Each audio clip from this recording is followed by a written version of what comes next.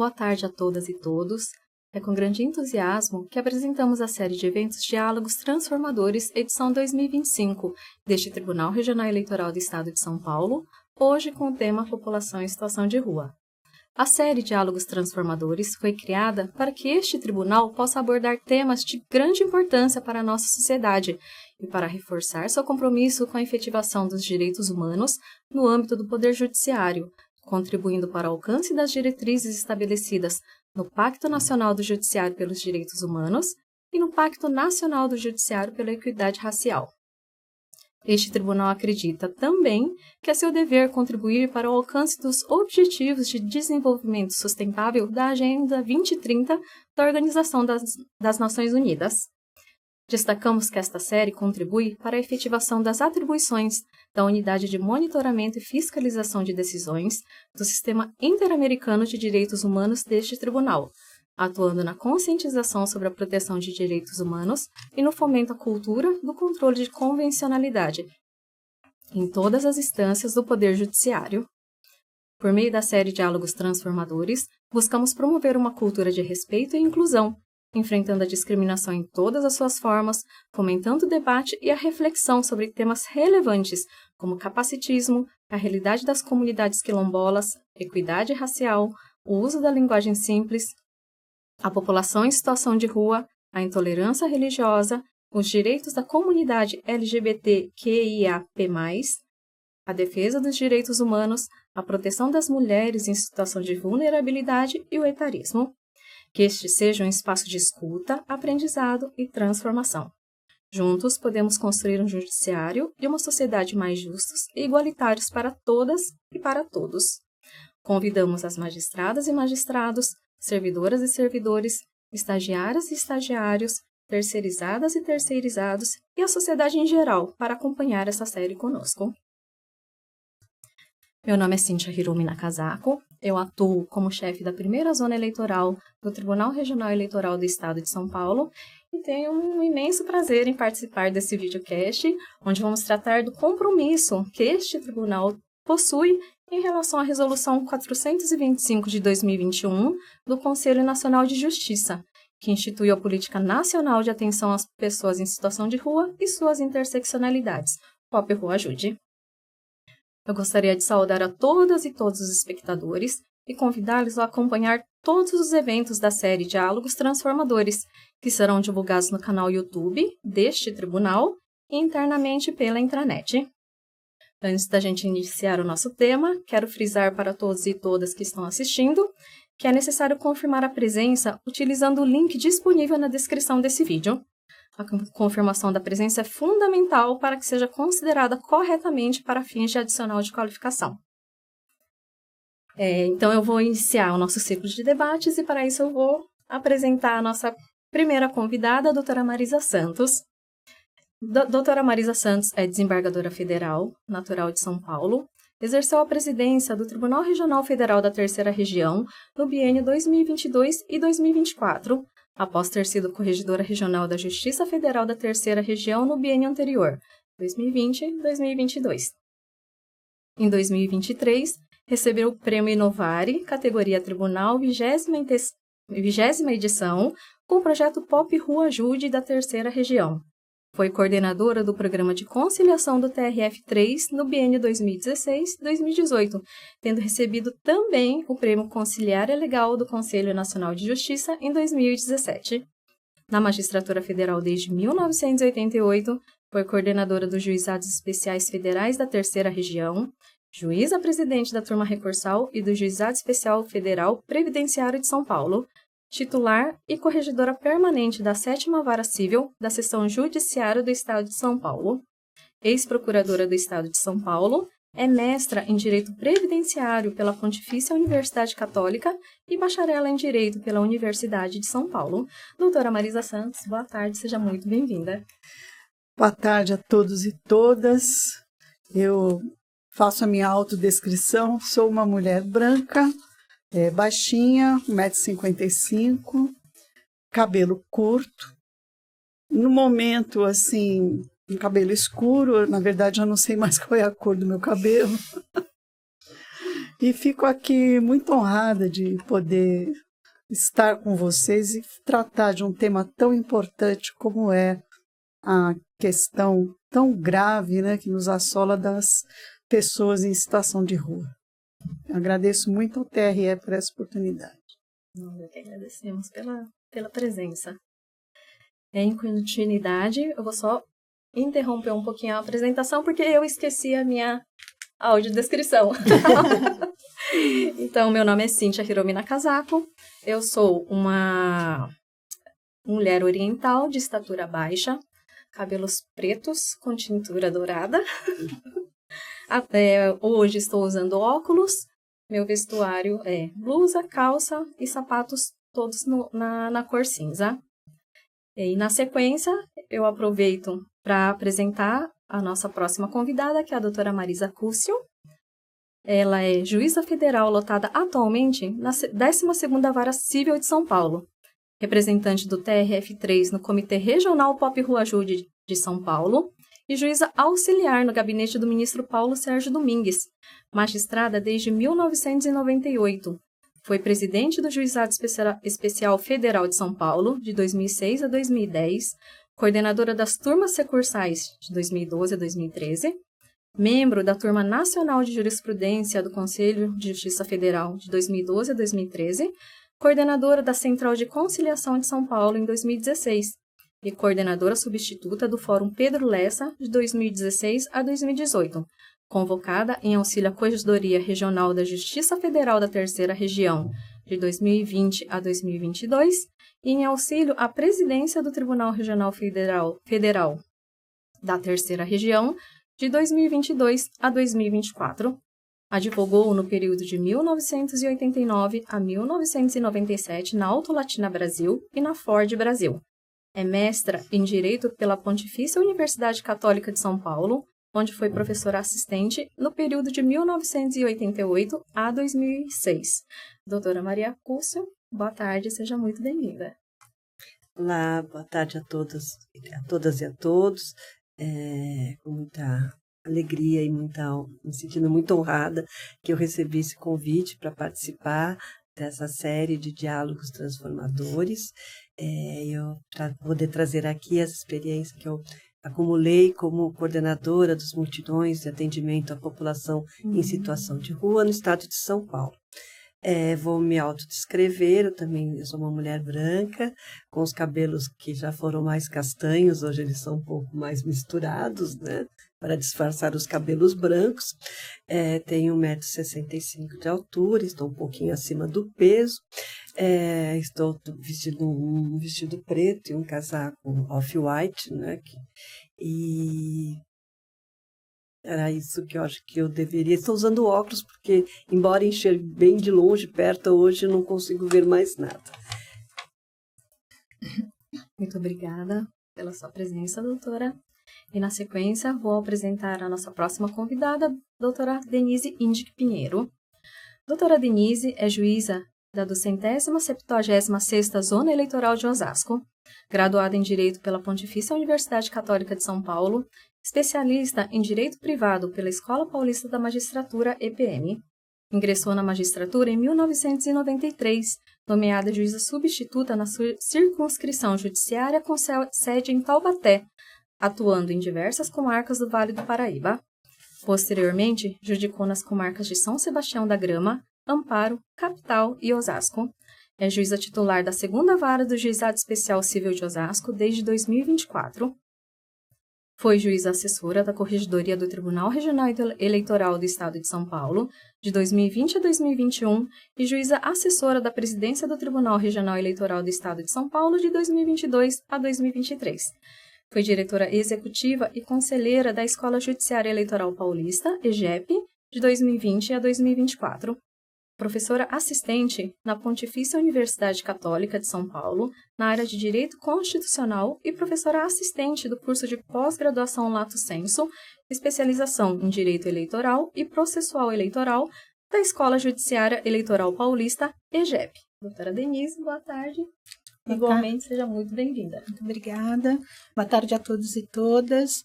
Inicialmente, gostaria de agradecer o convite do TRE São Paulo É muito bom voltar a essa casa, rever a minha família eleitoral e também dizer que é uma grande honra participar dessa mesa com a doutora Marisa Santos e a doutora Marisa Cusio, que foram minhas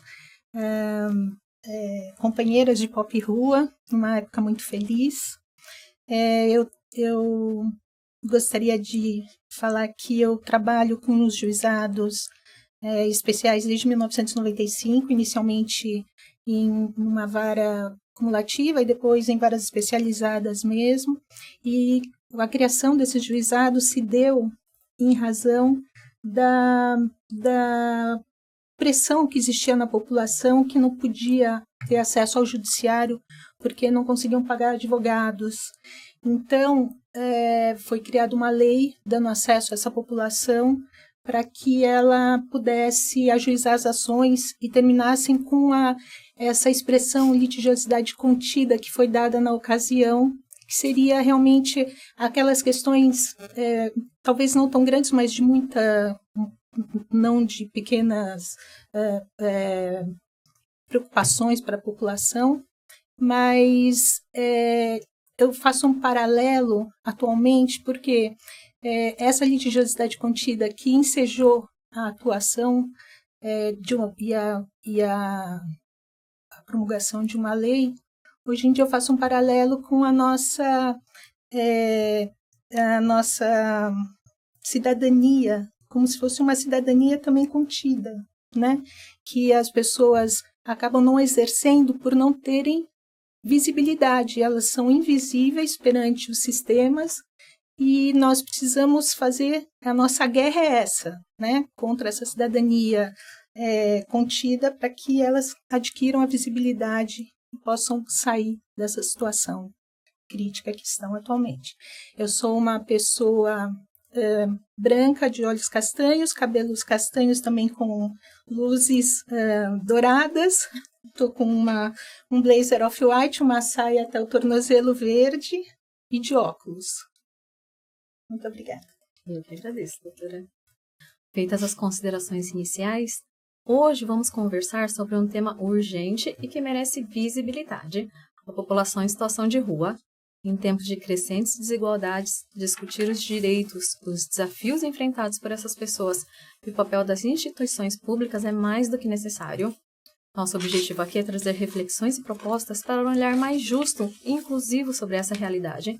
Realidade essa que nós vemos direto aqui, né, na região central, é muito, muito comum, né, essa realidade, infelizmente. Apesar da presença visível nas ruas, a população em situação de rua ainda enfrenta forte invisibilidade, assim como dito pela doutora Denise, social e institucional. O silêncio em torno dessa questão contribui para a negação de direitos fundamentais. E aí eu vou começar esse videocast já dirigindo a minha primeira pergunta para a doutora Marisa Santos. Por que, doutora, é importante discutir o tema da população em situação de rua em ambientes públicos e institucionais nos dias de hoje? É fundamental discutir isso porque a pobreza, a miséria, a comunidade, a população que está morando na rua é um tapa na nossa cara, né? Porque nós temos uma Constituição totalmente democrática que preserva a igualdade, pelo menos ela nos assegura isso e a gente tem que cumprir. E não tem como fechar os olhos para isso, não tem mais como, porque aquele que está na rua, né, morando na rua, tem os mesmos direitos que nós que não estamos morando na rua temos. É para isso que existe o princípio da igualdade. E é uma preocupação grande, eu percebo, do legislador, das pessoas que têm um pouco de consciência social, né? Estão olhando para isso. Tanto que a gente tem um decreto federal de 2009 que já dá todas as diretrizes para os prefeitos, governadores, e entidades, enfim, olharem para essas pessoas, né? Darem a elas o que é delas, né, por direito. Não bastou esse decreto, veio um decreto em 2017 que praticamente repete aquele, mas um pouco mais de elaboração. Depois veio o CNJ, né, na resolução 425, que só judiciário, você vai ter que tomar a frente disso. Vai ter que coordenar o trabalho e levar esses serviços que são direito dessa população, levar mesmo para a rua, né? Atender na rua, porque é na rua que eles estão. E aí, depois de todo o sucesso que teve o Pop Rua, agora a gente tem uma lei, que é a Lei 14.821, que institui a Política Nacional de Trabalho Digno e Cidadania para a População em Situação de Rua, PNTC Pop Rua. E é importante lembrar também que essa questão da falta de proteção para quem mora na rua foi levada ao Supremo Tribunal Federal numa ação de descumprimento de preceito fundamental, que é a 987 ou 976, perdão, eu não sou bom em números, que é de relatoria do ministro Alexandre de Moraes, onde ele declara, né, na decisão liminar dele, que essa situação é uma situação de inconstitucionalidade, um estado de coisas inconstitucional. Quer dizer, isso está decidido numa decisão que ele monocrática, ele reconhece isso. E essa decisão monocrática, esse reconhecimento do estado de coisas inconstitucional, foi reconhecido, referendado pelo plenário do Supremo. Então, essa é uma questão extremamente importante. O próprio judiciário já percebeu isso. Doutora Marisa Pulse, gostaria de tecer algumas considerações? Eu gostaria de, inicialmente, falar que, nesses 26 anos de magistratura, eu considero que participar da organização e da implementação dos mutirões foi a experiência que mais me fez crescer em termos pessoais. Eu fui extremamente privilegiada pela leitura que você fez aqui do meu currículo. O Tribunal Regional Federal da Terceira Região sempre me prestigiou muito, né? Me concedeu várias oportunidades para eu poder administrar, coordenar, organizar, mas essa oportunidade de atendimento à população em situação de rua me permitiu, porque sempre estava dentro do Poder Judiciário, eu sempre estava atuando dentro do Poder Judiciário. E quando a gente parte para o atendimento da população em situação de rua, a gente percebe que não basta o Poder Judiciário, a gente não consegue fazer esse atendimento sozinho. Porque essa pessoa, não basta a gente dar acesso à justiça oferecendo uma barraca na rua, né? Se a gente colocar uma barraca na rua escrito Justiça Federal, as pessoas vão trocar de calçada, provavelmente, com medo do que pode ser aquela barraca.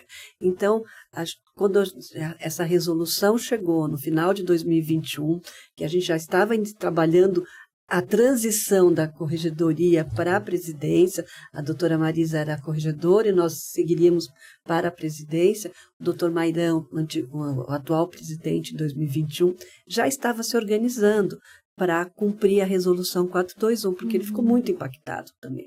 Esta resolução, quem não teve oportunidade de ler, eu já recomendo que leia, é uma primorosa resolução que fala com muitos detalhes, com todo ou seja, o óbvio de como nós temos que atender as pessoas, em especial as pessoas em situação de rua. E por que esse atendimento especial para a pessoa em situação de rua? Porque quem está em situação de rua já perdeu seu vínculo. Já perdeu seu vínculo com a família, já perdeu seu vínculo com a sociedade, já perdeu seu vínculo. Às vezes ela não consegue nem expressar o que ela quer. Então, quando a gente desenvolveu esse mutirão, num ritmo de laboratório de inovação mesmo. Nós usamos o laboratório de inovação e partimos. Temos uma resolução. Precisamos dar acesso à justiça facilitado. Como fazer isso? Bom, a gente já tinha uma experiência com as defensorias públicas do Estado, da União, que atendiam no Cefras, que é o Chá do Pátria, aqui no centro de São Paulo. A Cíntia conhece bem, é bem pertinho de lá. Então, eles já começaram a fazer o atendimento lá. E essas ações começaram a chegar na justiça. E começaram a chegar na justiça e a gente extinguia porque não tinha comprovante de residência, né? Socorro, essa pessoa que está em situação de rua não tem esse documento. Então, a própria resolução já vem E a gente sabe que foi o trabalho do Juizado de São Paulo que estimulou, o trabalho das defensorias, o trabalho que estimulou essa resolução, porque a gente... Bom, então, se está chegando a ação que é de pessoa de rua, não pode exigir documentos que a gente exige de uma pessoa normal, que tem casa, que tem onde você pode mandar uma intimação, uma notificação. E também a gente não pode tratar aquele processo da mesma forma, aquele processo tem que ser mais rápido, mais ágil, com atos mais concentrados, fazer perícias mais fáceis. Então, a gente sabe que essa resolução foi estimulada por esse trabalho que já estava sendo exercido no GF de São Paulo. No entanto, quando a gente resolveu montar e eu participei de alguns laboratórios, era assim, bom, então a gente precisa das defensorias. Então, chamamos as defensorias. As defensorias foram no laboratório e falaram assim, sim, doutora, mas eu preciso de documento. Então, para entrar com a ação, essas pessoas não são muito sem documentos. Então, bom, então vamos atrás de quem fornece o documento. Então, precisamos de quê? De RG, mas para o RG precisa da certidão de nascimento. Então, a gente foi montando, então a gente tinha o núcleo judicial, estava lá, defensorias e justiça. Para o núcleo de documento, então precisamos de certidão de nascimento, precisamos de... a pessoa precisa de CPF, precisa de título de eleitor, chama o TRE. Precisamos também do Exército, certificado de reservista, Exército. E fomos ticando. Receita Federal. Receita, o CAD único, e vamos ticando e vamos chamando. Aí até foi minha ideia, assim, traz a Caixa Econômica. Mas a Caixa, dinheiro, não, eles têm muito dinheiro lá guardado. E não tem um mutirão que a gente não acha dinheiro lá. Dinheiro que a pessoa tem o dinheiro e não tem RG para provar que aquele dinheiro é dela. A gente já chegou a achar 15 mil reais, a pessoa dormindo em situação de... Mas, enfim, aí a gente montou. Bom, ótimo, temos um núcleo de cidadania e um núcleo de justiça, mas isso não basta. Por quê? Porque eles só virão se eles tiverem oportunidade de se alimentar. Por quê? Porque quem está em situação de rua precisa se alimentar todo dia. E não tem onde guardar comida, não tem onde cozinhar, não tem armazenamento, não tem geladeira. Então, todo dia, a busca diária pela alimentação toma muito tempo dele. E entre arrumar seus documentos e se alimentar, ele vai se alimentar. Então, precisamos dar comida. Então já que nós vamos trazer a comida, vamos trazer a prefeitura com vagas de albergue, com vagas de emprego, com consultório de rua, né? Aproveitar, era a época logo após a pandemia, tínhamos vacina e tinha muita gente que queria se vacinar. Então, a gente foi criando assim um mutirão, crescendo, que hoje a gente tem mais de 40 instituições envolvidas nesse mutirão e não para de crescer. Nós tivemos assim ONGs, todas as ONGs, a ONG que cuida do animal das pessoas em situação de rua, vem. Aquele que cuida da vaga do trabalho, da capacitação, aparece. Aquele que vem para falar, para Palavras da Paz, que vem para acolhê-los, muitos vêm do sistema carcerário. Então, assim, a gente tem, então, hoje, 3 núcleos. Um núcleo de assistência, que não para de crescer, né? Que a gente não para, assim, o Exército fica desesperado toda vez que a gente pede 40 barracas, dá para trazer mais, doutora? Então a gente toma a Praça da Sé inteira para desespero da subprefeitura, porque fala, mas precisa da praça? Precisa, porque é muita gente. A gente chega a atender 9 mil, 10 mil pessoas facilmente num pop rua de São Paulo. Por quê? Porque, infelizmente, nós estamos no estado que mais população em situação de rua tem. Nós temos aqui os dados do Observatório Nacional, que é um dado também do cadastro, né? Que fala em 327 mil pessoas. Mas isso são as que estão cadastradas. E aquelas que não conseguem o cadastro? Porque falta o RG, não tem documento para fazer esse cadastro. Então, na verdade, a gente não tem noção de quantas pessoas estão em situação de rua. Né? Nós temos cadastradas 327 mil no Brasil, 139 mil no estado de São Paulo, e em São Paulo, na capital, uma massa muito grande que... Aí fala assim, mas ela só aumenta. Não, ela é transitória. Eles entram, ficam em situação de rua, conseguem sair, mas logo chega outro, né? Então, é uma população, assim, que se movimenta muito, né? Até porque tem muitos imigrantes também, né? Não, e aí quando falo assim, qual o perfil? É tudo. né? Nós temos não tem 5%, 2%, é impossível, porque nós temos na situação de ruas uma população muito grande LGBTQI+. Por quê? Porque são os primeiros a serem colocados em situação de rua. A família não aceita essa condição. Aí temos os migrantes, temos os imigrantes, temos os estrangeiros que vêm para trabalhar e perdem documento. A pessoa chega em São Paulo com aquela ilusão, vou arrumar um emprego. Primeira coisa que ela acha é alguém para levar seus documentos embora. Aí ela não consegue. Sem a certidão de nascimento, conseguir o documento. Para conseguir a certidão, no cartório custa R$150. Então, esse mutirão, como é todo acesso gratuito, é muito interessante. E mais interessante é que a gente tem uma triagem. E essa triagem é quase uma entrevista, porque a pessoa nem sabe o que ela precisa. Você senta e fala, o que tem aí? Eu falo, o que você precisa? Não sei o que eu preciso. Aí eu falo, você tem RG? Tem CPF? Tem título de eleitor? Eu não vou lá, não. Não vou lá no título de eleitor, porque eu não votei, estou devendo. Eu falo, não, você não vai pagar a multa. A alegria que a pessoa fica de poder voltar a votar. Não é uma emoção, sim, né? Como as pessoas têm consciência da sua cidadania. Pode não estar usufruindo, mas tem a necessidade.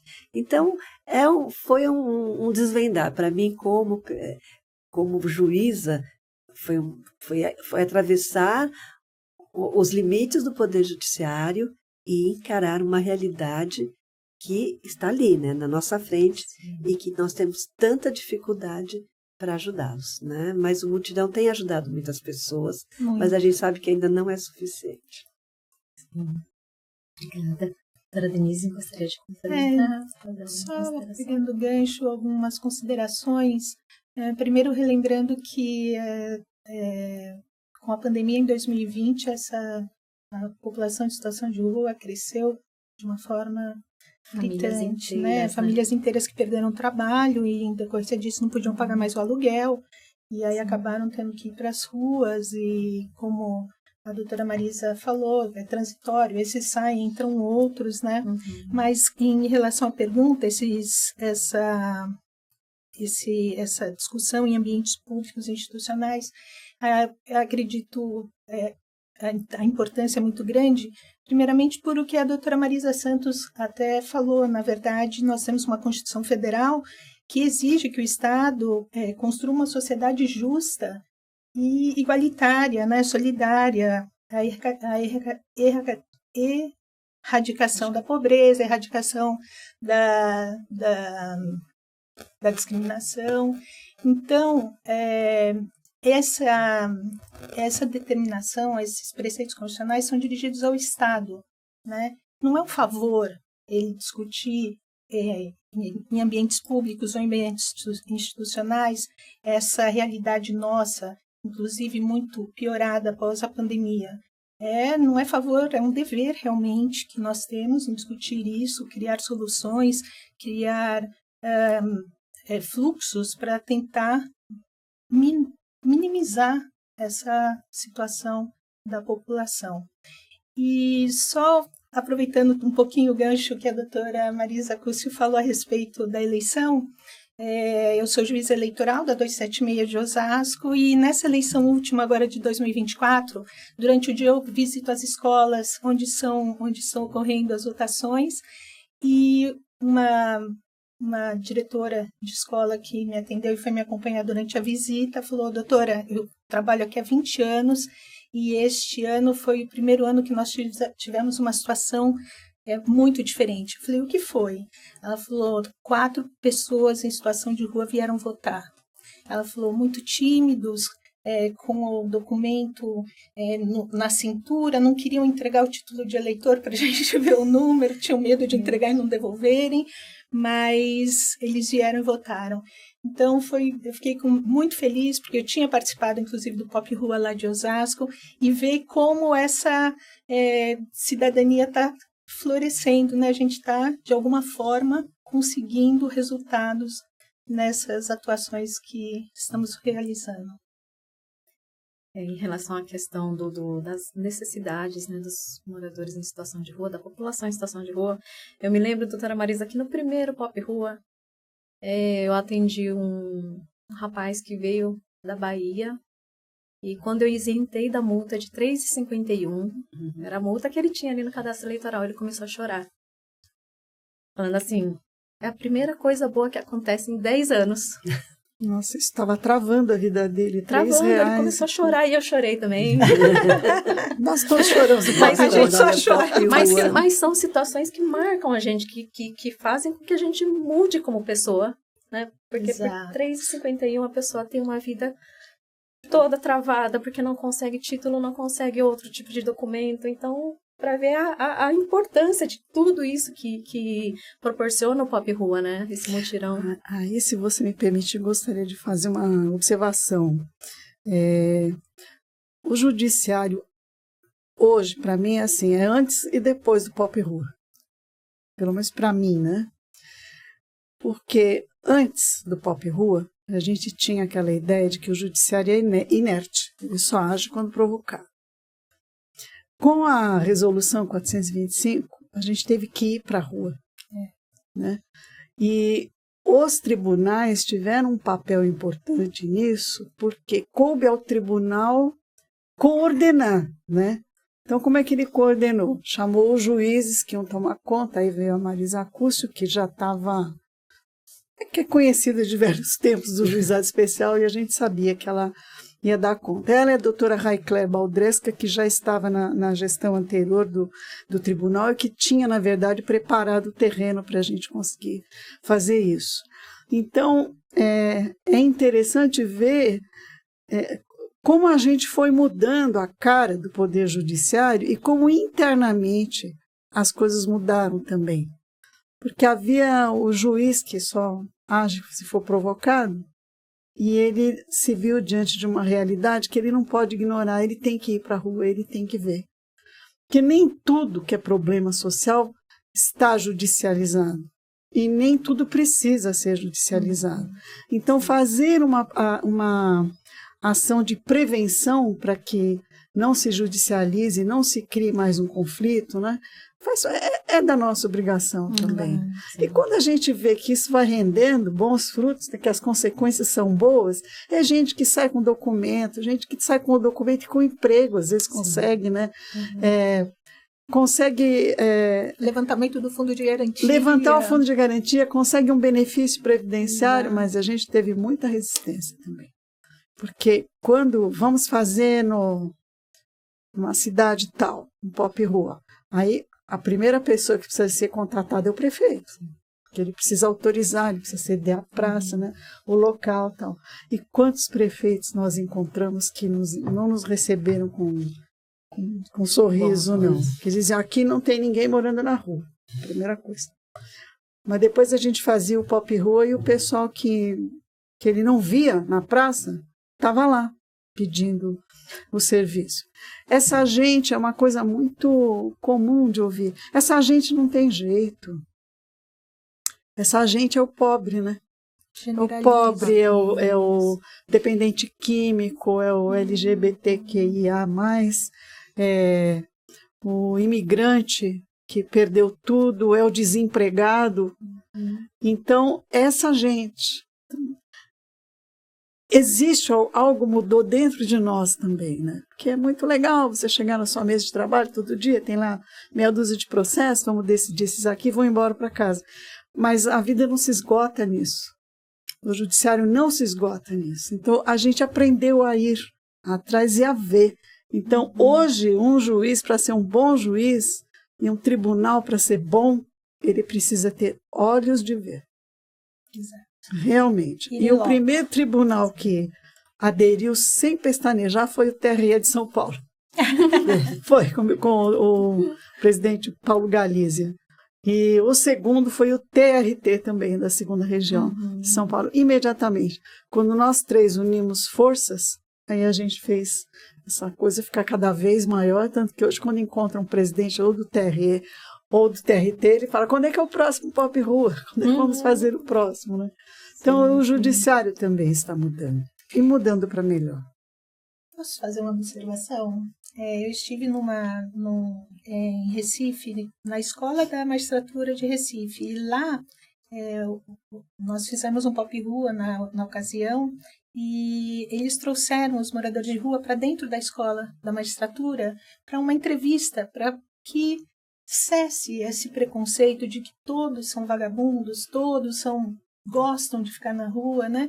E nós tivemos entrevistas com eles mesmos. É óbvio que todos querem ter o que nós temos. Temos uma casa, uma comida, né? Roupa lavada, tudo mais. Mas o muito importante foi quando eles contavam a razão da saída deles de casa, a necessidade, às vezes por orientação sexual que os pais não aceitavam, outros porque apanhava tanto que acaba morrendo de tanto apanhar, e eles precisaram ir para a rua.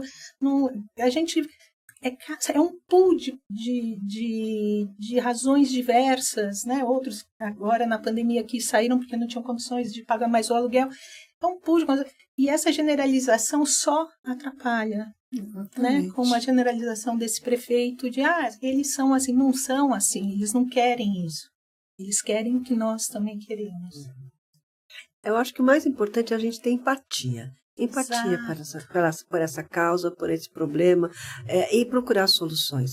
A doutora Marisa, agora diretora da IMAG, no último curso de formação, ela pediu para que eu fizesse um mutirão para entrar dentro da grade, né, de matérias, a questão da população em situação de rua. Então, nós preparamos, foram 100 juízes, né, que participaram do mutirão e foram lá ser anjo, ser triagem. O que eu notei, assim, é que a população em situação de rua aqui em São Paulo, no centro, ele tem muito apoio, tem muita ONG aqui no centro. Mas você vai se afastando, assim, Taquera para cá são 20 e poucos quilômetros. Então, quando tem mutirão na Sé, eles não conseguem chegar. Então, quando a gente foi lá, a gente encontrou uma população em situação de rua muito abandonada. Muito abandonada. Aqui nós temos, as defensorias estão organizadas aqui no centro, tem esse atendimento facilitado para eles. Agora, fora daqui, a gente vai saindo de São Paulo e a gente vai, assim, sentindo essa falta, né? Desse atendimento, desse acolhimento. Existe aquele acolhimento assistencial, mas não basta, né? Porque está ótimo que não vai deixar a pessoa de negar um prato, uma comida, mas precisa mais. Então, quando a gente partiu para fazer os mutirões no interior, foi também para conscientizar que não basta só essa coisa da caridade. A gente precisa prestar serviço. E a gente não está fazendo caridade, a gente está prestando serviço. Né? A gente está prestando serviço público, para o qual a gente recebe. Isso. Então, a gente precisa ter essa atenção, né? de facilitar. Então, até foi o Juan Ocampo, que é um servidor aqui do TRE, que ele falou: doutora, a gente atende muita população em situação de rua nos cartórios, mas com o mutirão é diferente. Porque no mutirão, quando falta um documento, é só a gente correr na barraca ao lado, que está ali o documento, entendeu? Por isso o mutirão não pode acabar, doutora, porque se a gente tá, poxa, mas se eu estou lá no cartório e falo, faltou um documento, e aquela dificuldade, né, da burocracia, não é aqui, é no outro prédio, a pessoa já não vai, a pessoa não tem dinheiro, a pessoa não consegue atravessar a cidade, às vezes ela carrega toda a sua casa com ela, né? Ontem chegou lá no mutirão de São Bernardo uma pessoa com 2 sacos, com tudo que ela tem. Né? Em Osasco, o prefeito de Osasco pôs um caminhão de guarda pertence. Aí chegou um senhorzinho assim: doutora, eu estou com 10 anos de rua aqui no meu saco, onde eu ponho? Onde eu guardo? E aí o prefeito teve esse cuidado de ter um guarda-volumes ali, para ele poder... Essa visão humanizada. Essa é tão importante para um prefeito, governador, as pessoas que trabalham no executivo, ter essa visão humanizada. Sim. Porque não é uma questão assim, para a pessoa querer ficar na rua, é porque qualquer outro lugar foi pior. Então, você fica imaginando que é pior do que ser a rua, né? Então, ela não tem para onde voltar. Nós fizemos um trabalho com o TJ no último mutirão da Praça da Sé, com mulheres em situação de violência doméstica. Tem muitas mulheres em rua porque não pode voltar para casa. Porque se voltar, morre. Lá em Osasco, a gente teve um caso que apareceu uma senhora lá com as crianças, daqui a pouco passou um homem: eu vou contar para o seu marido que você está aqui. Aí foi aquela correria para que ele não descobrisse que ela estava lá, né? Tentando, ela com 3 crianças em situação de rua. Então, são tantos os motivos que levam a pessoa a ficar em situação de rua, mas não é por prazer. Ninguém não tem se o pode prazer. julgar dessa forma, Ninguém né? tem o mas prazer. as pessoas Tem o seu generalizam. Generalizam. né? Muitas pessoas. Não, e hoje com esses projetos de lei que estão querendo punir quem entrega a marmita, punir quem entrega, que dá atendimento ao animal, que vai dar uma vacina para o animal. Mas eu tenho o albergue, mas não pode entrar o animal. Gente, o que sobrou para ele na vida é aquele animal. Exato. Aquele animal, Ele não vai deixa de comer. por causa do animal, é a família É dele. a família, é o vínculo dele. Então, assim, as pessoas precisam ter este olhar, entendeu? Imagina você não tem ninguém na sua vida, só tem o cachorro, você vai abandonar ele? Claro que não vai, entendeu? Absolutamente. E, então, assim, e a gente descobrimos como Poder Judiciário que nós somos ótimos articuladores, né? Sim. Eu não imaginava que eu podia articular tão bem, assim, vamos... Até a ONG que dá banho nos pets, né? Nos bichinhos, vai. Tosa, dá vacina, eu lembro. Faz castração, né? Nossa, a gente... Uma maravilha. lá em Guarulhos, tudo isso, né? Tinha lá que passava Tem o isso. caminhão da castração, né? Uma pessoa que se dedica a isso e leva os médicos, os veterinários para fazerem a castração. Ele vai pela rua vendo quem quer. E lá em Osasco, só para lembrar, eu estava lá, uma atuação muito interessante e de rapidez do judiciário. Eu estava lá quando isso aconteceu, um egresso do sistema prisional. Chegou, ele tinha já cumprido a pena privativa de liberdade, mas faltava o pagamento da multa. E ele não conseguia, era um círculo vicioso. Ele não conseguia emprego porque não tinha documento porque não conseguia pagar a multa e não tinha, não pagando a multa não extinguia a punibilidade, não tirava o título de eleitor, e aí era aquele círculo. E foi uma coisa incrível, isso eu vi com os próprios olhos. Ele passou pela barraca do Ministério Público, o Ministério Público isentou da multa, pediu extinção de punibilidade, foram para a barraca, e eu e o Juan esperando no TRE ali o resultado dessa, já passou, não, ainda não chegou, vamos esperar, não sei. Passou, foi para os juízes extinguiram a punibilidade, imediatamente foi para o TRE para a gente cancelar a suspensão dos direitos políticos, ele sai com o título de eleitor. Foi então, você vê, isso destrava. Eu estava em Sorocaba e uma pessoa gritou assim, doutora, tem certificado de reservista? Porque eu já vou na fila, falou, todo mundo calma, eu sou juiz, eu que organizo, né? Porque assim eles já vão ficando, né? Não fica estressado. Ele falou, lá do fundo, tem certificado de reservista? Eu falei, tem. Perdi um emprego semana passada porque eu não tinha o certificado de reservista. Quem é que tem coragem de entrar no quartel para pedir um certificado de reservista, né? E esse fluxo da multa criminal, foi o primeiro que a gente montou com a Defensoria do Estado. Muito. Porque é o primeiro problema. Assim, eles não conseguem, a vida trava. Como ela falou, a vida travou por R$3,51, ele travou, ele conseguiu pagar a pena, mas quando ele vai pagar a multa, ele não está comendo, ele não vai ter condição de pagar essa multa. Exato. Então, o TJ montou esse fluxo com a Defensoria Pública do Estado, Ministério Público, então, a gente identifica ali na triagem, já passa e já destrava a vida, entendeu? Às vezes ele não consegue ser atendido no próprio local. Por exemplo, vai ao poupa-tempo. Ele não consegue nem entrar, está maltrapilho, está sujo, né? Não entra. Então, ele não consegue dar o primeiro passo, que é ter o documento, né? Então, os entes públicos devem se abrir um pouco mais para isso, né? Aquele servidor que está ali precisa ser treinado para acolher essa pessoa que chega, né? Esse tratamento. Não é para Agora, vou contar uma da Cíntia. Eu também. Oh, meu Deus. Porque assim, a Cíntia chegou no ano passado, no meio não podia mais alistar ninguém, estava fechado por conta das eleições. E ela falou, doutora, não vou ter nada para fazer. Tá bom, você não vai fazer nada, mas eu vou porque eu vou, nem que for para ajudar a senhora com a fila, com o anjo. A Cíntia é a primeira que monta, ela monta o cartório, né? Ela não monta a barraca, ela monta um cartório. Aí, no final do 1.500 atendimentos, falei, nossa, para quem não ia fazer nada, só 1.500. Só 1.500. Aí ela me contou que ela teve que fazer uma certidão do óbvio, né? Por quê? Porque quando vão procurar emprego, tem aquela fila de pessoas no emprego, já grita o recenseador lá que vai entrevistar. Sim. Quem não tem título pode ir embora. Isso. Aí nós temos muitos estrangeiros, né, no Brasil. Aí ele, mas eu não tenho título, por que não? Tchau. Não vai explicar por quê. Porque não pode, porque você não pode ser eleitor. Aí a Cíntia certificou a todos que não podiam ter título de eleitor. Aí ele teria um papel para apresentar com um carimbo, né? Quando abrir o cadastro. Quando olha, eu estou na fila, eu não tenho título, mas tem esse papel. A empatia, a boa vontade. Então, assim, olha que a Cíntia resolveu a vida de vários estrangeiros que procuram emprego, mas como não tem título, obrigada. Eles precisam que alguém valide o que eles falam, né? Eu sou estrangeiro, eu não consigo ter título. Mas aqui tem que ter título. Então, então tá bom. Porque então vamos lá na Constituição, falar que estrangeiro não pode, né? Então, que legal. Aí dá um papel do TRE, parabéns. É a segunda que eu te conheço. No primeiro Papo Rua que nós tivemos problema na internet, né? Que a gente não sabia que ia ter tanta necessidade da internet, nós tivemos um problema lá.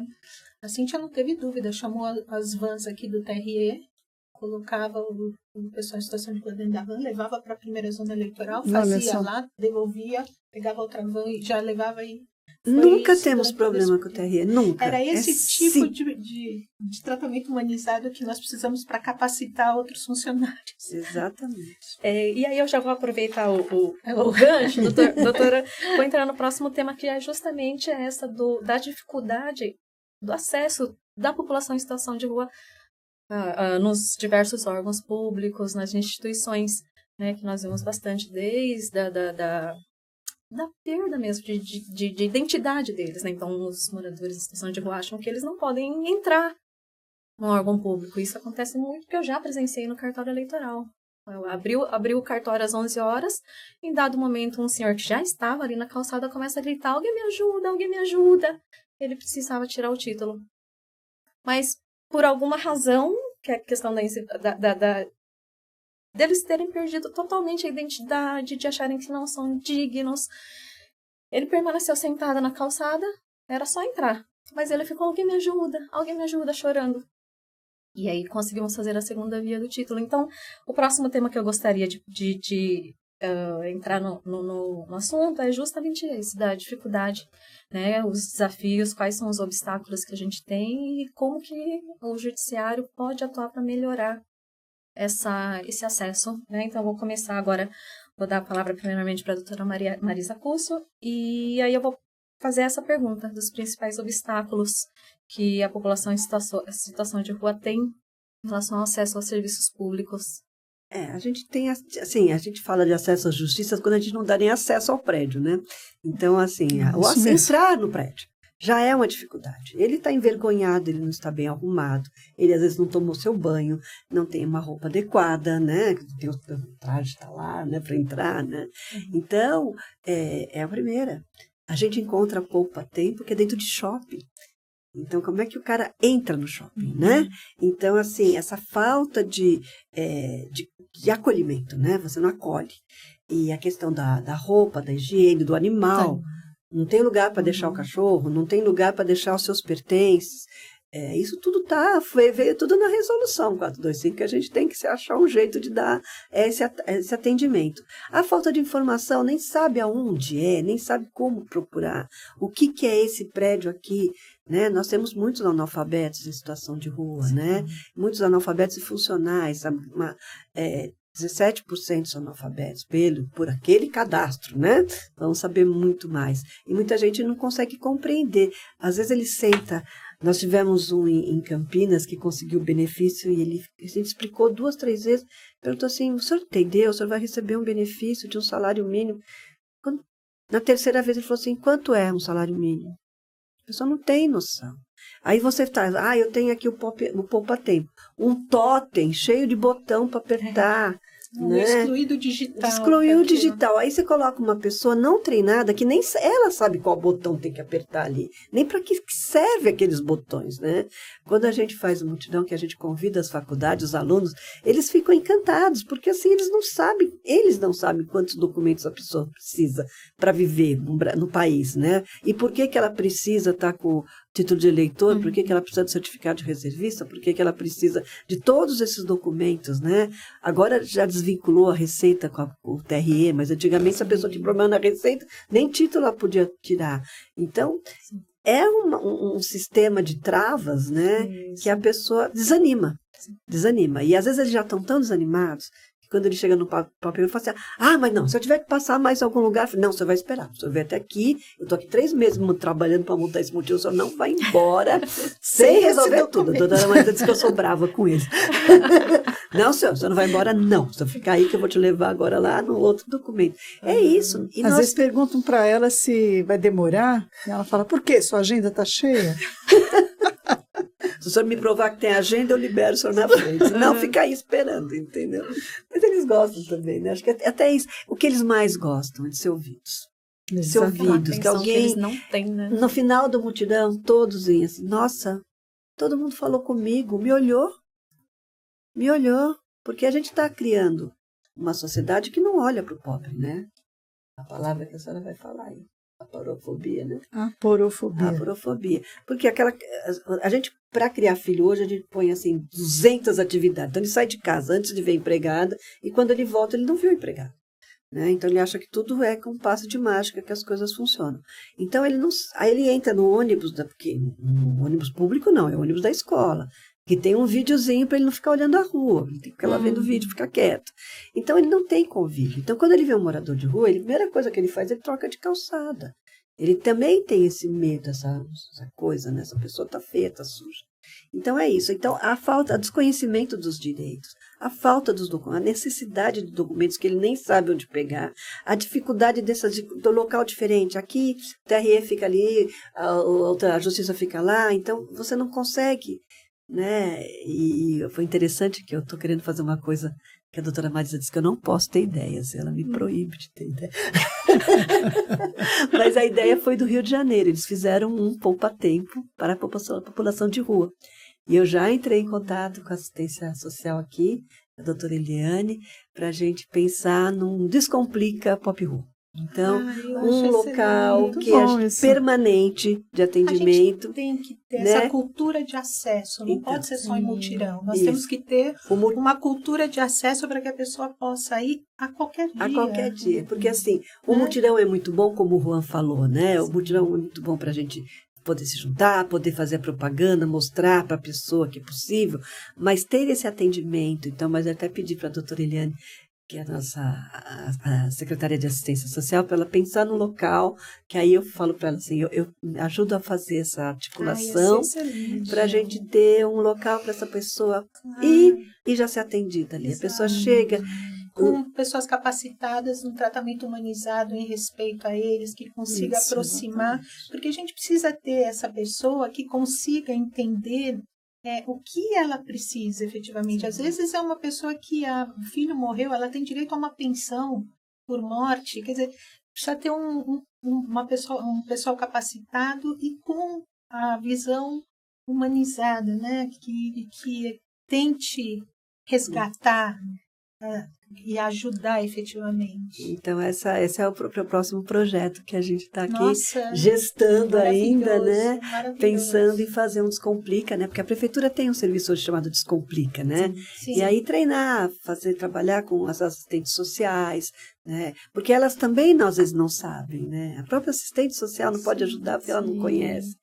E ela recebe, né? Eu acho que assim, São Paulo, a capital, tem um acolhimento muito grande. É que é invencível mesmo, né? Muita gente, muita gente chegando, muitos outros...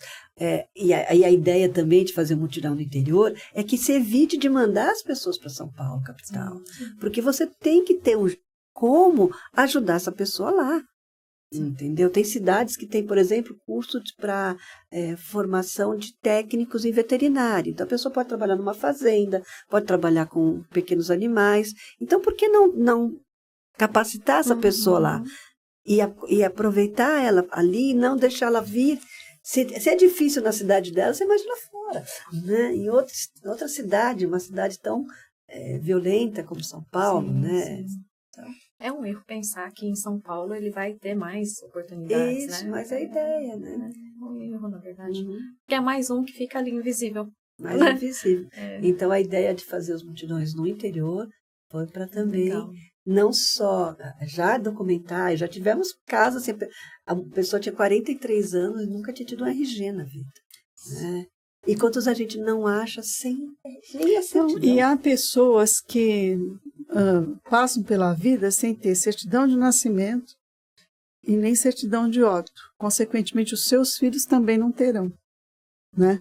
Então, esse pessoal está fora das estatísticas, né? Eles não existiram no mundo jurídico, né? Como essas pessoas viveram? Né?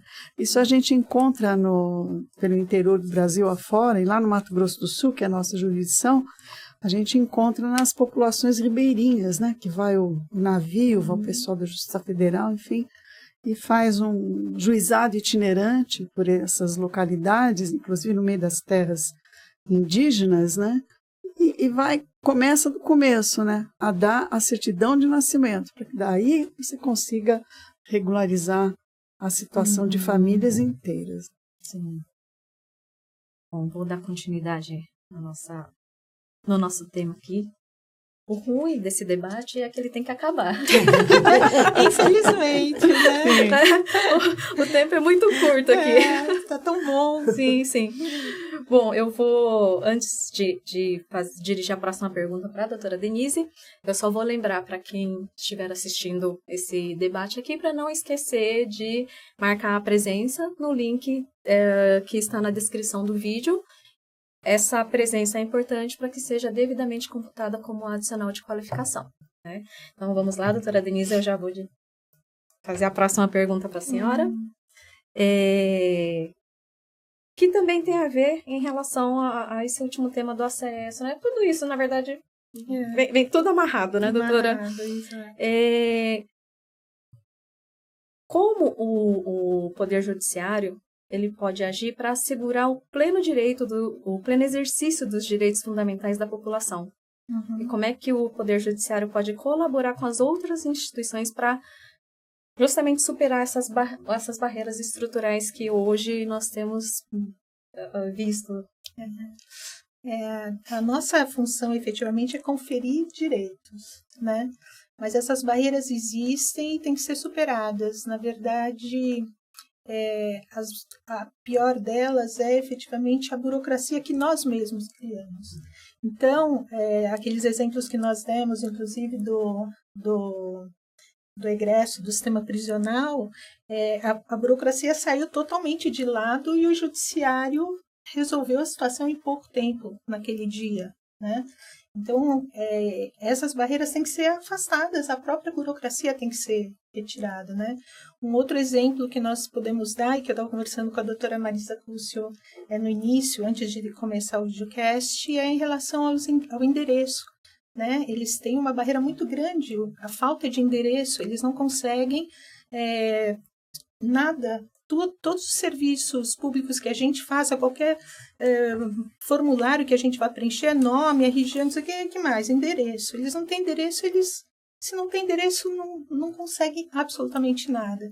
E nós estávamos conversando que hoje ONGs ou organizações sociais, né, um órgão social pode emprestar esse endereço para que essa pessoa consiga o acesso, né, a alguns direitos, e elas, na verdade, elas passam por esse local uma vez por semana ou num período para que ela veja se realmente a resposta, né, como se ali ela morasse, né. Outra coisa que eu vejo de importância, que é o que eu estava falando, a criação de uma cultura de acesso, que já fico muito feliz de ver que é o próximo projeto vindo de vocês, de ter um local específico para que eles possam diariamente procurar os serviços que nós fazemos no mutirão. É muito importante que isso seja diário, e não só no momento de mutirão, né? Precisamos de quê? Pessoas capacitadas, como nós estamos falando, com uma visão humanizada, que saiba entender, que saiba respeitar a situação deles, para que consiga retirar os problemas, porque cada um é de uma história diferente, como já falado anteriormente. E como o judiciário poderia ajudar? Com a rapidez, rapidez, agilidade, participando dos mutirões efetivamente, atendimentos jurídicos e, principalmente, criando cada vez mais essa rede de colaboração que vem, por o que eu estou vendo, automaticamente, né? Todo mundo quer colaborar e criando mais redes, porque hoje em dia o que nós precisamos de dados. O juiz precisa de dados para poder julgar. Como a doutora Marisa falou, a gente não tinha endereço e extinguia no início, né? Nós precisamos de dados. Então, essa rede de colaboração que é criada, ela acaba conseguindo transmitir dados necessários para que o juiz consiga conferir os direitos daquela pessoa. Os direitos sociais ou os direitos que efetivamente ele possua. Uhum. Vou agora. Obrigada. As doutoras Marisas gostariam de complementar? Eu só ia colocar, a Denise lembrou desse curso que a gente fez lá. Eu estava em Recife também. Você estava? Estava.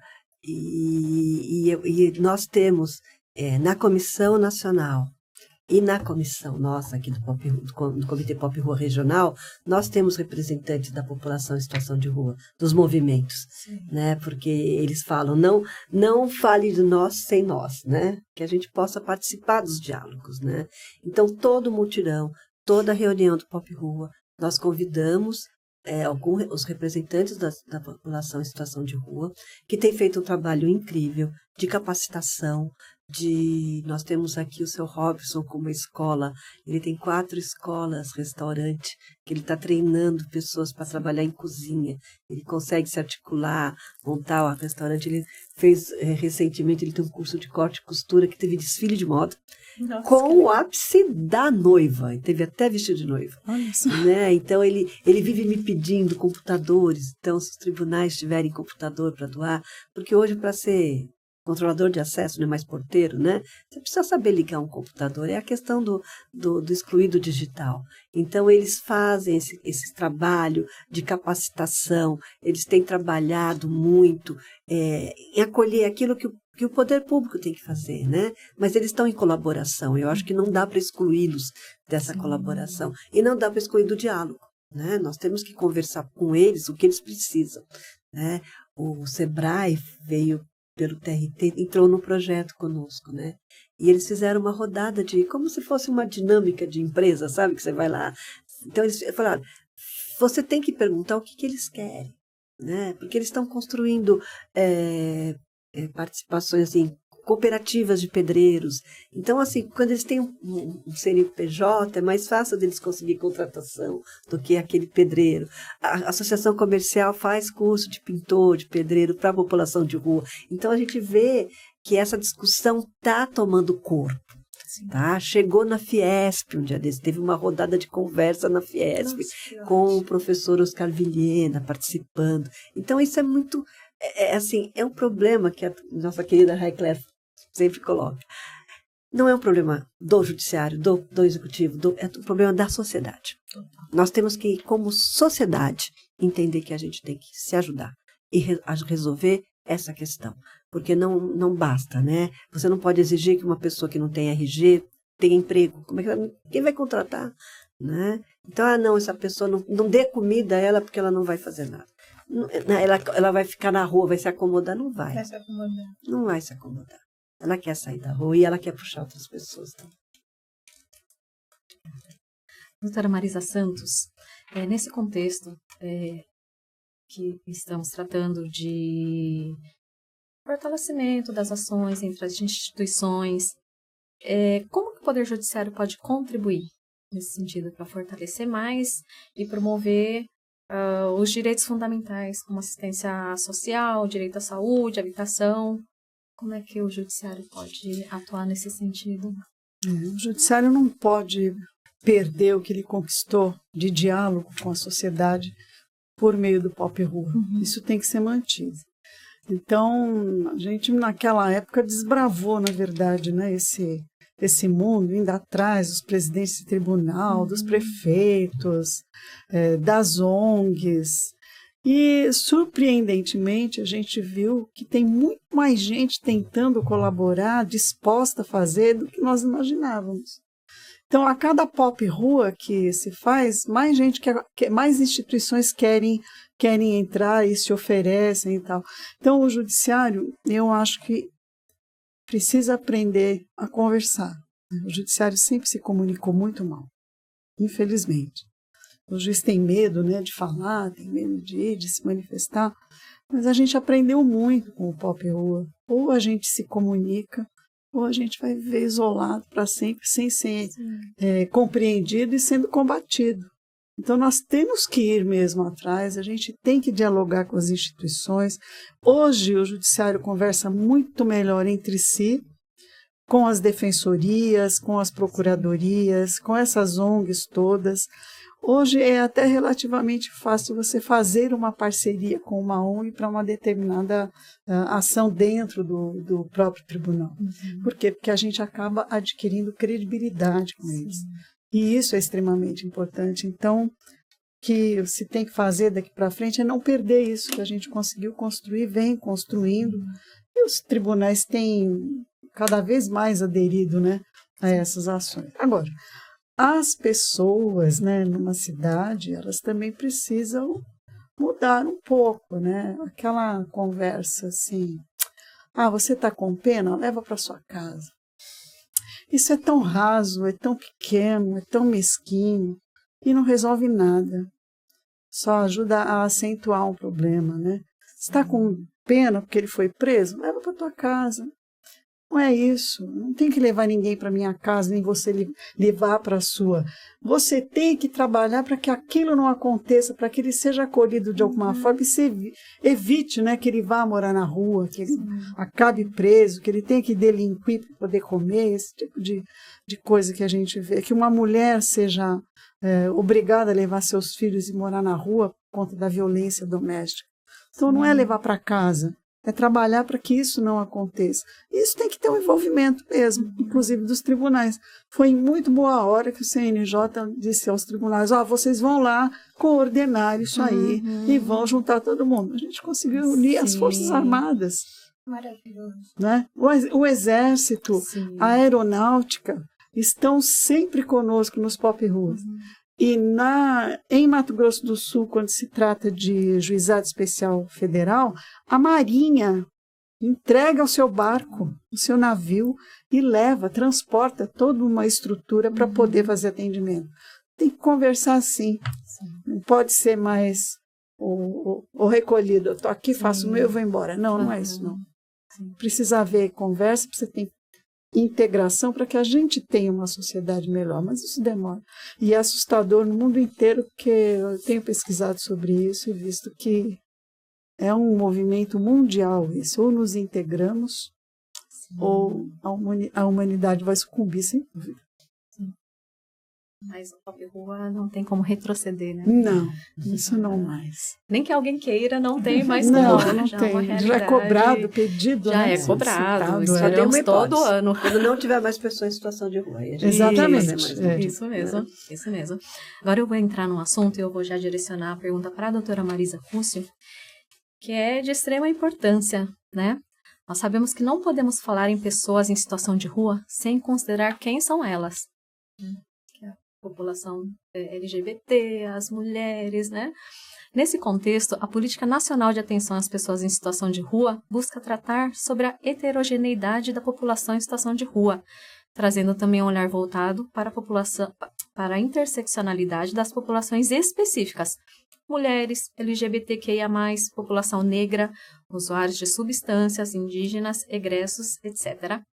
Doutora Marisa, a senhora poderia nos dizer de que forma o Poder Judiciário pode incorporar na prática o olhar interseccional para reconhecer e atender às múltiplas identidades e vulnerabilidades das pessoas em situação de rua e garantir que a política nacional não reforce invisibilizações, mas promova a justiça efetiva e equitativa para todos? Eu acho que o primordial é o olhar humano. Se você vê ali um humano, você não seccionaliza, né? Você não fala, esse aqui é o LGBTQI+, esse aqui é um indígena. Não, porque estão todos em situação de rua. Você encontra professores universitários em situação de rua. Você encontra pessoas que foram empresários em situação de rua. Por conta de um negócio que não deu certo, acabou o casamento, ele acabou saindo para deixar a família e ele acabou sendo a parte mais prejudicada e chega uma hora que não consegue mais, né? E assim, situação de rua a gente considera também quem tem albergue, né? Então não necessariamente ele está na calçada, então ele pode estar no albergue e muitos estão em albergue nessa situação e nós temos que melhorar essas políticas, né, de acolhimento. Então, nós quando principalmente aqui na capital, né, quando a gente traz o mutirão, vem todos os órgãos da prefeitura que dá acolhimento a toda essa população, a LGBTQI+, a mulheres, a violência, aos imigrantes. Nós temos um CRAI de imigrantes maravilhoso que atende ali no Cefras também, na Bela Vista tem outro. Então, assim, nós temos na capital essa política, e essa política da capital a gente tem que passar e levar essa experiência para o interior. Então, acho que nós temos, o judiciário tem sido um propagador dessa atenção. Olha, ali tem um ser humano que está em situação de rua, e ele está em várias. Então, não dá para falar assim, é um percentual X, não, você vai encontrar de tudo. Você vai encontrar de todo tipo Não é privilégio de nenhuma categoria estar em situação de rua. A gente encontra uma população grande de LGBTQI+, por conta da própria exclusão familiar, que não aceita, e também não são aceitos na hora de emprego, não são aceitos. E eu tenho trabalhado o meu olhar para a questão da capacitação e da renda, né? Então, eu tenho sempre procurado, assim, ONGs que procura. Nós temos uma ONG maravilhosa, o Pão do Povo da Rua, que levou 900 cartas do nosso mutirão para o Papa, né? Ele passou na televisão essa semana, então ele tem essa coisa de trazer, eu quero trazer essas ONGs que acolhem, mas acolhem para capacitar, não é? Então, porque são pessoas ávidas a trabalhar, elas querem, mas tem uma dificuldade muito grande por causa do preconceito. A pessoa que está em situação de rua, ela já recebe um preconceito a mais. Ela é LGBTQI+, e morador de rua. E pessoa em situação de rua. Isso agrava a situação dela na hora dela concorrer a qualquer situação, qualquer vaga de emprego. Por quê? Porque assim, onde você mora, né? A pergunta que a doutora Denise falou, cadê onde você mora? Né? Aí eu moro no albergue, ou eu nem no albergue eu consegui a vaga, né? Então, a gente, essa interseccionalidade que a gente tem procurado buscar para poder realmente fazer um movimento de não permanecer a pessoa naquela situação estigmatizada. É um estigma que ela carrega. Essa é uma luta que vai demorar muito, né? Sim, será longa. Ainda. Mas não é porque é difícil que a gente não faz. Não, né? exatamente. Exatamente, né? Mas será longa acabar com o preconceito. O estigma, né? A pessoa passou por rua, né? Morou em albergue.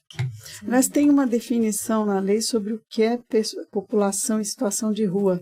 É o grupo populacional heterogêneo que possui em comum a pobreza extrema, os vínculos familiares interrompidos ou fragilizados e a inexistência de moradia convencional regular e que utiliza os logradouros públicos e as áreas degradadas como espaço de moradia e de sustento de forma temporária ou permanente, bem como as unidades de acolhimento para pernoite, temporário ou como moradia. Então, já está definido no decreto de 2009. Em 2009 já se dizia isso. Então, sim.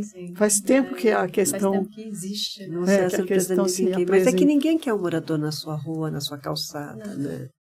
E é mais fácil você empurrar ele. E é isso que eles conhecem. Quando a gente chega com o mutirão, eles acham até que isso é mentira. Né? Não é possível. Essa aqui é uma arapuca. Eles vão me prender. Por quê? Porque tudo que eles conhecem é a repressão.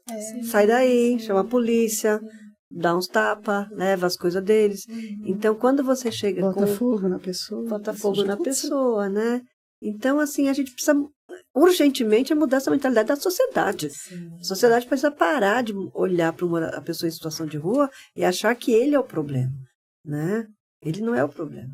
Porque para as outras pessoas é muito mais fácil falar, eu já pago meus impostos, não é problema meu. Isso mesmo. Não, é problema de todos. todos. A gente É um problema de todos. Até para ligar para assistência social é melhor do que você ligar para a polícia. Né? Liga, a van da assistência social aqui em São Paulo é muito boa. Né? Sim. Bom, doutora, o próximo tema seria sobre a Lei 14.821 de 2024, que a doutora Marisa Santos já trouxe para o nosso debate.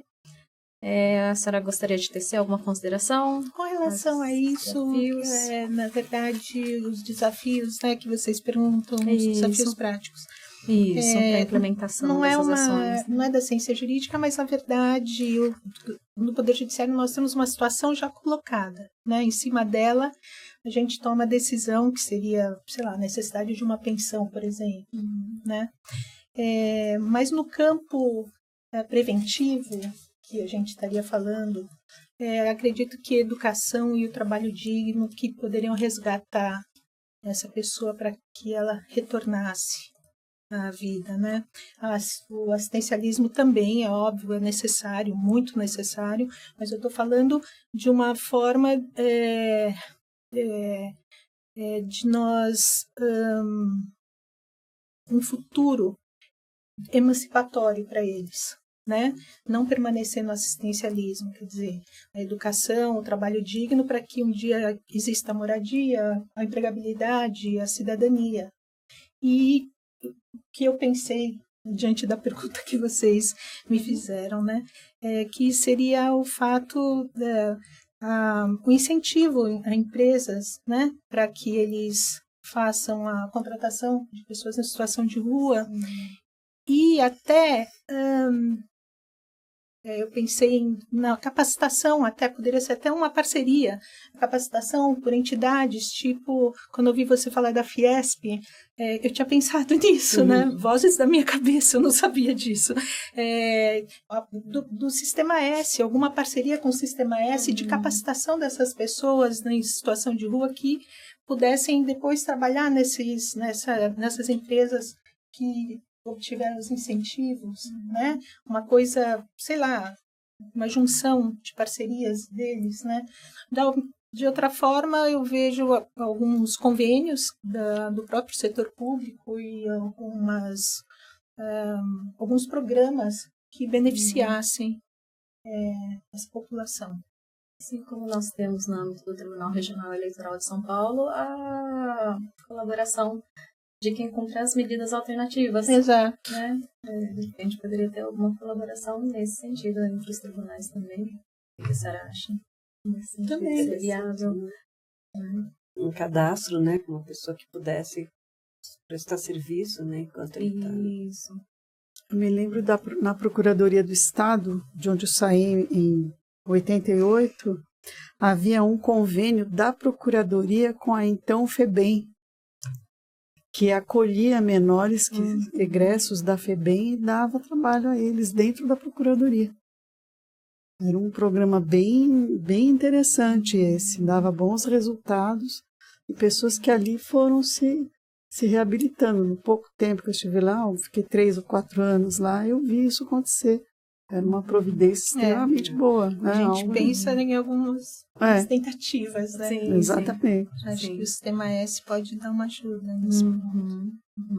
Bom, infelizmente, eu já tenho que caminhar para o final do nosso debate. já pedindo para que no ano que vem a gente tenha um pouquinho mais de tempo para conversar. Então, vamos lá. Então, vou já encaminhar o nosso debate para o final. Já fizemos aqui várias reflexões, né, sobre a necessidade de termos mais empatia, mais humanidade em relação à população em situação de rua. E aí a gente vê que ainda os desafios são enormes, né? Não obstante o sucesso do Mutirão Pop Rua, que não atua só nos mutirões, né? Uma coisa que acho que a gente tem que deixar muito claro é isso. que o Pop Rua Ajude, ele não atua só na ocasião dos mutirões. Essa corrente, ela permanece, graças à tecnologia do e-mail, do WhatsApp, essa corrente, ela continua. Então, eu vejo que, principalmente a doutora Marisa Cúcia é a primeira a responder. Quando alguém precisa de ajuda, fala, olha, eu tô com É a primeira pessoa, que chega também, né? tô com uma pessoa nessa situação, preciso de alguém para ajudar, e ela prontamente. Então, é uma rede que já que está consolidada, né? Ela não atua só nos mutirões, né? Então, eu gostaria, já indo, que as nossas convidadas tecessem as considerações finais sobre o nosso tema de hoje, da população em situação de rua. A doutora Marisa Santos, poderia começar? Então, eu vou dizer que eu tenho esperança, né? Porque eu tenho esperança nos seres humanos, eu acredito. E aí eu peço aqui para você me dar licença de ler um trechinho aqui de uma autora espanhola, Adela Cortina, professora da Universidade de Valladolid, que estuda essa questão da população em situação de rua. E ela diz assim, ela fala de um mundo que ela sonha, né? Então ela diz, os habitantes desse novo mundo falarão do anterior como de um velho mundo bizarro, distante e incompreensível. E diremos, lembra-se de quando havia mendigos nas ruas, moradores de rua, pessoas que iam para as filas da fome, famílias inteiras que não recebiam um único salário, pessoas obrigadas a se prostituir para sobreviver, imigrantes recebidos com hostilidade, devolvidos aos seus lugares de origem ou ignorados? Lembra-se de quando a desigualdade entre os países e em cada um deles era flagrante? Então, ela quer lá no futuro lembrar que isso é passado, né? Eu também, eu acho que ainda vou viver para ver isso, se Deus quiser. Pelo menos aqui no que depender de nós aqui, né? Nós vamos continuar fazendo a nossa parte e propagando, multiplicando essas ações que são do bem, né? Sim, com certeza. Um dia a gente vai pegar esse livro, vai reler. E vai lembrar. Isso.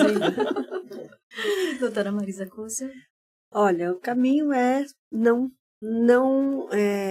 se esquivar, né? Não adianta a gente fazer de conta que não tem, né? Isso não é um problema do judiciário.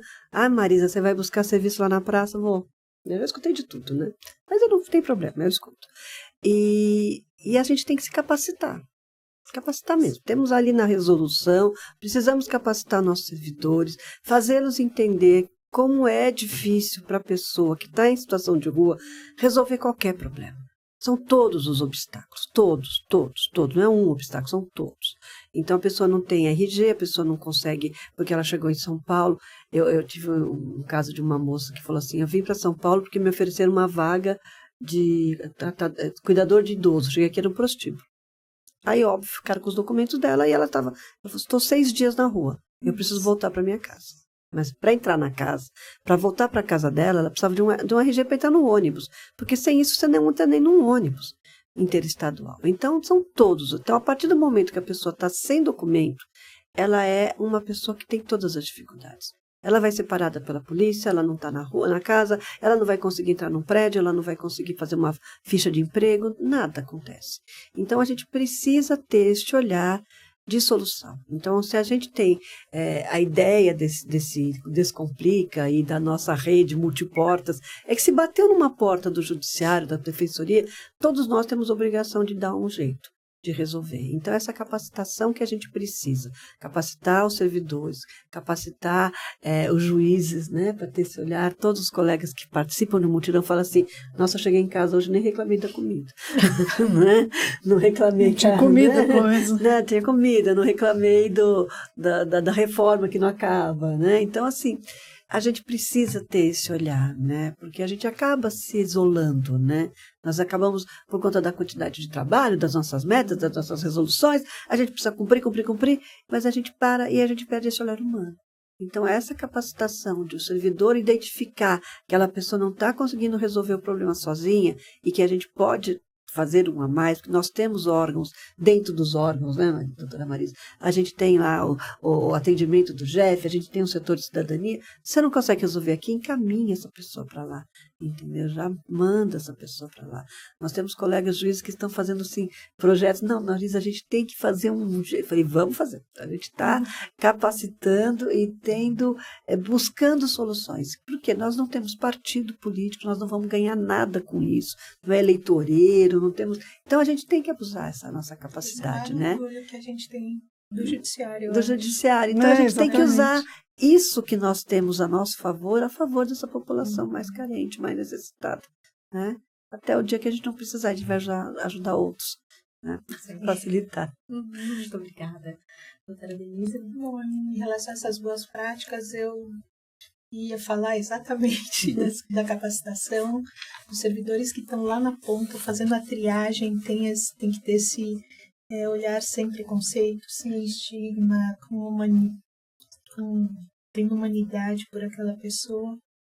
E também, para não repetir a doutora Marisa Costa, que eu concordo totalmente, eu ia falar exatamente disso, também essa formação das redes, a rede de contribuição, os parceiros, as organizações, as instituições que trabalham juntas, todo esse trabalho incrível, né, que está sendo realizado, e como elas mesmas disseram, cada vez cresce mais pessoas querem participar. Eu gostaria de agradecer o TRE e parabenizar pela condução dessa pauta tão importante, e também agradecer a oportunidade de participar dessa mesa com vocês e esses ícones aqui do Pop Rua, que eu tenho tanto orgulho de conhecer. Muito obrigada pela oportunidade. Vou encerrar esse nosso debate. Digo que para mim foi uma honra fazer parte dessa mesa. São 3 autoridades, mulheres, que eu admiro demais. Então, agradecimento de coração por terem aceito esse convite, por terem participado dessa mesa. Muito, muito obrigada mesmo. Eu sei que são muitas tarefas, muitos compromissos, né, que todas as senhoras têm para cumprir no dia a dia. Então, eu agradeço muito por essa oportunidade de trazer esse assunto tão importante para que mais pessoas tenham conhecimento e possam ter mais empatia em relação a essa população. Muito obrigada.